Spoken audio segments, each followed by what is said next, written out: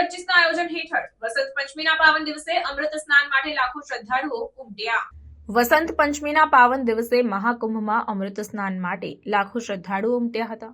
શ્રદ્ધાળુઓને કોઈ મુશ્કેલી ન પડે અને વ્યવસ્થામાં કોઈ વિક્ષેપ ન આવે તે માટે ઉત્તર પ્રદેશ સરકારે તમામ તંત્રોને કુંભ કમાન્ડ અને કંટ્રોલ સેન્ટર હેઠળ એક સાથે કાર્યરત રાખ્યા। કુંભ કમાન્ડ અને કંટ્રોલ સેન્ટરની વિશેષતાઓની વાત કરીએ તો આ સેન્ટર એક અદ્યતન ટેકનોલોજીથી સજ્જ છે, જેમાં સીસીટીવી કેમેરા દ્વારા ભીડનું વાસ્તવિક સમીક્ષણ, ડ્રોન ટેકનોલોજી દ્વારા ઉચ્ચ ઘનત્વ વિસ્તારોનું નિરીક્ષણ, એઆઈ આધારિત ભીડ વ્યવસ્થાપન પદ્ધતિઓ, 24/7 હેલ્પલાઇન અને તાત્કાલિક મદદની ટુકડીઓ, સરકારની વિવિધ એજન્સીઓ વચ્ચે સંકલિત સંચાર સિસ્ટમ, સરકાર દ્વારા વિશેષ વ્યવસ્થાઓ, પોલીસ, આરોગ્ય વિભાગ, પરિવહન અને આપત્તિ વ્યવસ્થાપન ટીમો એકસાથે કાર્યરત, વૃદ્ધ અને દિવ્યાંગ યાત્રીઓ માટે ખાસ સુવિધાઓ, એનડીઆરએફ અને એસડીઆરએફ બટાલિયન તૈનાત કે જે તાત્કાલિક સ્થિતિઓમાં અસરકારક રીતે પ્રતિસાદ આપશે। ધર્મ અને સંસ્કૃતિના મહાસંગ્રહ માટે સંપૂર્ણ વ્યવસ્થા કરવામાં આવી હતી।